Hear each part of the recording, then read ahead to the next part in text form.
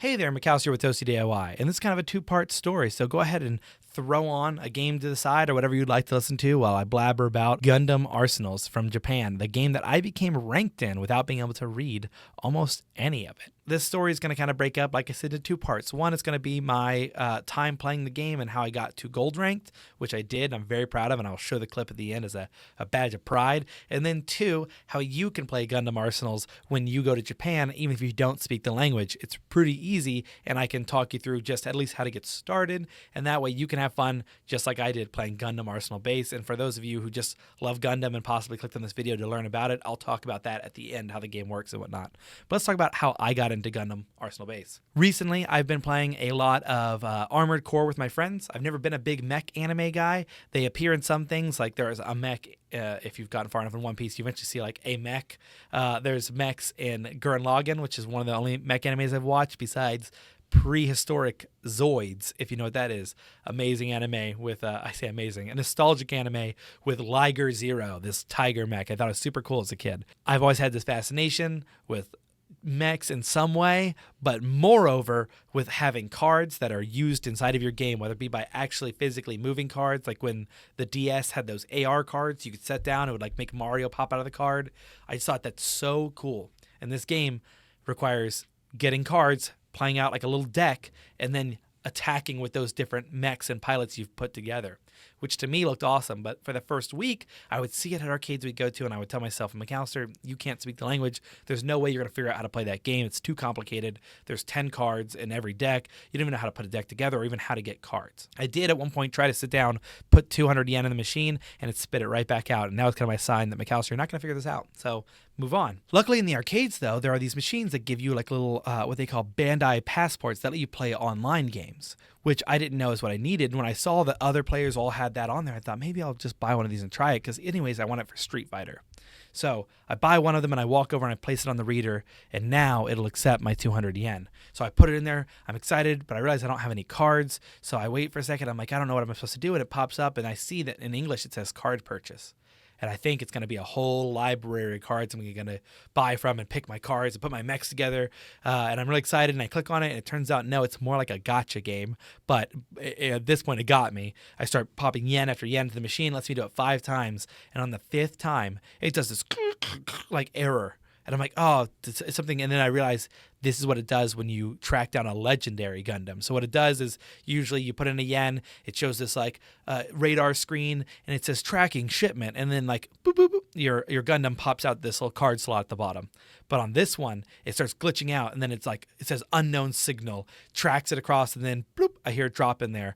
And this is it went from like an interesting idea to like a full-on crippling addiction for the rest of the trip, because when I reached into that slot and I pulled out this card and I peeped at it, I said, but I will show the card. It was this card right here, and it was beginning to be like a problem, because I turned around behind me. We were at round 1 in Osaka. They had a giant thing of all the cards for this season, and I looked to try to find my card, and I was like, okay, commons, it's not there. Rares, it's not there. Super rares, not there. Ultimate rares, that card. And I'm like, all right, well, I love collecting good cards, so I'm going to keep playing. So I start playing my first few rounds, and I'm winning. I'm having a good time. And then I see that I'm getting ranking up at the end. And I become, I think it was Iron 4. And I'm like, well, this is pretty easy to rank up. I wonder how high I can get before I leave Japan. Spoiler alert. Gold. But with that in mind, I was just so excited to keep playing. So I start doing this, and then I realized that like my deck's not really optimal. So I see that over near these machines, there's almost always a small like plastic bin with cards in it. And I'm like, I wonder what it is. It's probably not like for me. I probably rent it out because there was a clipboard in front of it.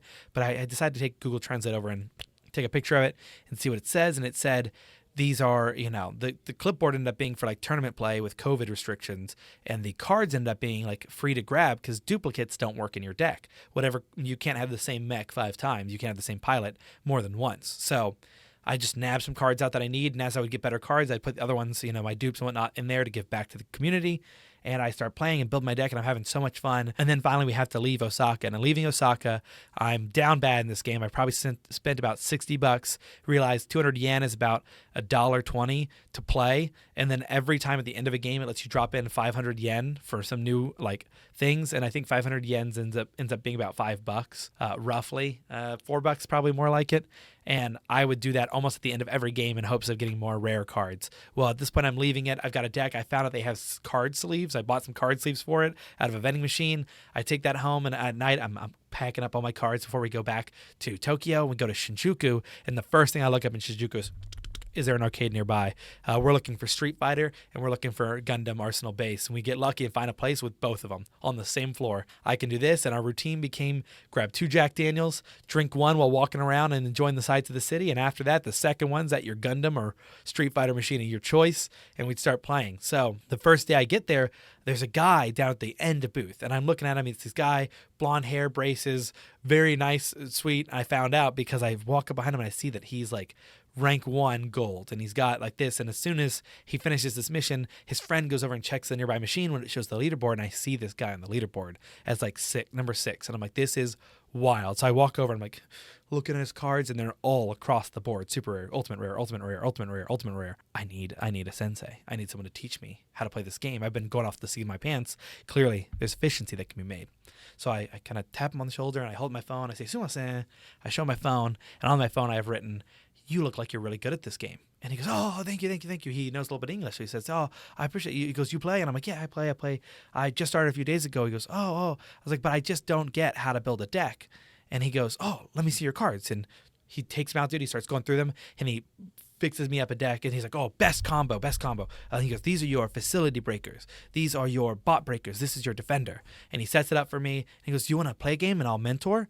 And at this point, I have yet to lose a game. And the game seems to know that somehow I'm getting help, because suddenly my build went from like really odd job put together, being carried by that super rare I had, to being a put together super rare dynasty deck. Like apparently this guy, like the way he set it up, I had another super rare. He's told me this is a perfect combo between that Gundam I first got and then these two. He puts them all in my thing, and he goes, "All right, play." And it matches me against like a gold 4 person. And at this point, I've all been playing Iron all the way up, because of course I'm Iron. And this guy just starts whooping me at the end of the game. I end up losing for the first time. And the guy goes, oh, not really your fault. I'm like, "Well, I just lost. And when you were here, I don't know." I mean, he goes, "No. And he points at my rare card. He goes, "Super rare." He points at my super rare card. He goes, ultimate rare." And then he points at the guy's entire team and like sweeping hand motion says, "All super rare." And I was like, "Oh, okay." So at this point, I guess karma caught up with me for winning too much and decided to shut me down. In that case, I did absolutely lose that game. But then I had this perfect deck to go through the rest of the week with, only replacing it when I would get another ultimate rare out of the machine. And just this idea of putting together your mechs and your pilots and getting these rewards and leveling up was super fun. And I'd play it almost every time it got late at night. Once the sun started going down, it was time for that. And then after that, it was ramen. It was a perfect Japan experience for me. That's all I wanted. I love ramen. I love games.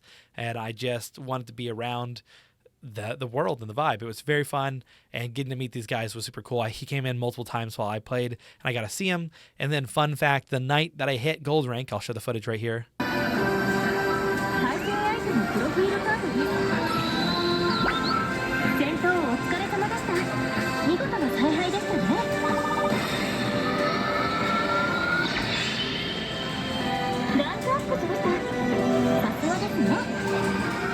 That night that I hit gold rank, I'm like leaving celebratorily, and I'm heading downstairs, and wouldn't you fucking know it, I'm leaving, and I see this guy, and I like double take him, like, who is that? And I don't know if any of you all are on YouTube more than, just checking around, but if you've been on for a while and you've ever gotten down the competitive eating rabbit hole, the name Matt Stoney might mean something to you. I'm leaving, and then fucking Matt Stoney is just down there doing the claw games, and I awkwardly, sheepishly, and pathetically was like, Are you Matt Stoney? He says, yeah, professional leader. I'm like, "Oh, dude, that's awesome. I thought I was just drunk. It's so cool to see you. All right, you have a good one." I walk away. I'm like, idiot. Should have asked for a picture. So clearly I did, because I did go back and said, "I'm sorry. I should have asked first time I got so nervous. Can I get a photo with you?" Let me take a photo. And that was that. And that is just my basic story of how I became gold rank in a game I couldn't read. Lucky for you, there is a way to play it if you speak English. So let's get into the second half of the story, which is how to play Gundam Arsenal Base. It's pretty simple. So if you are arriving in Japan and this is an idea that sounds cool to you, all you need to do is locate an arcade that has it. You can just pretty much type in arcade and anything, and you'll find it. you'll find, tons of them around you. Find one that's a little bit larger, and the later it's open is the better, because most of them close around 11 or 12 because when the trains shut down. So find yourself a nearby arcade, log on over to it, and if they have a Gundam Arsenal-based machine, you could just tap on the screen, and the first thing that'll pop up is you'll see this big message, maybe red text, that says UT. If you don't see that, it means that it's got all the cards in it needs. Sometimes there are these special cards called Unite Tribes cards, as far as I understand, and they are like a special version of the card you can buy extra after you've earned like tickets in game. If it doesn't have them, you don't really need them to play the game. It still is fine. You just hit play as guest and hit OK, and then put in your 200 yen. For your 200 yen, you always get a card. This card can be of any rarity, so always check it. It's always nice. I mean, you should take every card you get. But at this point, you shouldn't have enough cards to play. You should look around, and if there's not one, there's usually a stand where people put their dupes. You can go grab your dupes and make a deck and use this deck. I suggest that once you have dupes, you leave yours as well, just to be fair is fair. But go ahead and assemble a deck of whatever you think's cool. The things to look out for on every card, it has the cost up in the top left. And then it has, the name of the pilot and the mech, followed by health, followed by mobility, short range, long range, and health. Or maybe I have the short range, long range in the wrong order, but that's the general breakdown of everything. All you need to do is then pair it with a pilot who has a complementary, stat line, usually is what you look for. So something that is short range, don't pair a long range pilot with it unless you have some bright idea you're going with. If it's short range mech, give it a short range mech pilot, and so on and so forth. Or if you want it to have high health, look for that. And if ever it obviously matches one of the cards up in that top display on every machine, you've got a very rare card, and those are almost always needed in a deck because they're just so strong. And then on the side of the pilots, you'll notice there's a little area where it's either green, blue, or red. Green pilots, you'll probably only want to have 1, 2 max on your team, because those are pilots who will just attack any bot that comes near base, but they will never advance. So if you play them, you can even tap them later to send them over to different spots that are vulnerable, but they will never attack. So if you fill your whole team with it, you literally cannot win. So usually a good mix is 2 red, 2 blue, 1 green. Now that you've got a little pilot team assembled, you got your mechs, everything, you go ahead and launch into a game, and then you'll see as it pops up your mechs, it'll show you the stat spreads of them all. Hit OK, and it'll search for a match online for you to be in. And then once it starts, you'll see an energy meter in the bottom left, and then your cards, your pilots, and whenever the energy matches the cost of both the pilot and the mech, you can deploy them. If you ever played Clash Royale, it's a lot like that. Super simple, just play them. The only part where it gets hard is you can't redeploy a mech. So if you say deploy all of them on the left side, and then somebody starts coming, then there's no way to deploy to the right side. They will just continue straight line until they win, which can be an important part of the game. If your enemies deployed all on the left side and you have 2 really strong mechs you can just hold off with and play the rest of your 3 on the other side, that's a strat, and kind of base race them. That being said, once your mech dies, they will go into a respawn timer, so it's always you're at an advantage if you can win. I personally like to wait till I have max energy and then play a defense one. I never try to deploy first, because if they deploy a better one and destroy mine, I'm behind 1 mech for pretty much the rest of the game. So if you want to play, like I said, you grab those cards, you do that. If you want to own all your own cards when you do start, you'll notice there's 4 different screens. You can pick, that zoomed in. There's 4 different screens. You can pick the one in the bottom left that does card purchasing, and for 100 yen, you can get a card each time. There's just no guarantee of what pilots and whatnot you're going to get, or if you're going to get only pilots or whatnot. Why is this camera going all right, that was weird. I don't know if it's going to do it anymore. The camera's been a little weird. Sorry. But yeah, you can card purchase and just keep putting in coins until you get enough to do it. But at the end of every game, it gives you the option to buy 5 cards. So I usually just say use the little borrow decks, play, and then use your 5 coins at the end to get more cards until you have enough to make your own team, and then put the cards back that you got, or, mix and match. People leave a lot of dupes. If they left a card there, that means they didn't want it, so don't worry about taking them. I just say be general with it. I don't know for sure that they don't have any rules on it, but nobody ever bothered me when I would do it, and I would try to leave equal measure of whatever I took. But yeah, the game's pretty simple. You'll just attack. Your red bots are called the Annihilator ones. They will almost always target other bots over facilities. Your blue ones will always target facilities over other bots, and your green ones will always defend. So the nice thing is if someone sends a bot your way, if it's blue, I believe, then blue's just going to run straight for your base. And then you can just deploy like a defense person, and they won't even take any damage because they won't even bother messing with them. I might honestly have the colors mixed up, but after one game, you should be able to realize which ones attack.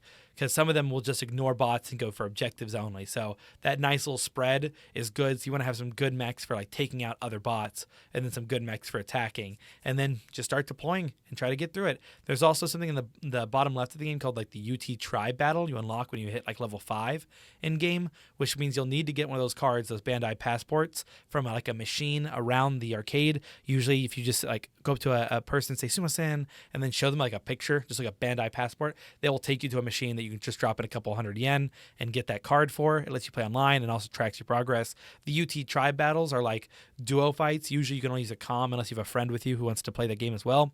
The comm and you will take on like an really strong AI, and I'll be honest, unless you have some really good like 3 or 4 super rare cards, I never had any luck with it.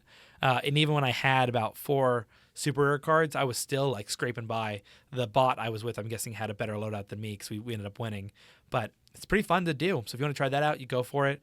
You get more UT Tribe tickets for that, which means that when you are in that main screen, the top right is where you buy UT cards. If you have enough tickets, you'll get some XP boosters. Hit OK, drop in 100 yen, it'll give you a UT card, which are just like different brands of cards. If you've been getting all the same ones over and over again, see if you have enough points for a UT card. It's pretty fun. But that's my spiel on the Gundam game. If you want to try it out, it's in Japan. It's not in America as far as I'm aware, but it was a really awesome time, and I was glad to get to share my experience with it. I think I'll title this video something like Becoming Gold in a Game I Can't Read, but I'll just let you know you can read a lot more than I say. When you're on those cards on the backs, like the special skills and whatnot will all be confusing, but the info you need to just get started is all on the front of the card in English for you. So you'll have a good time. Thank you for listening to me ramble, and I hope you all enjoy your day. Peace.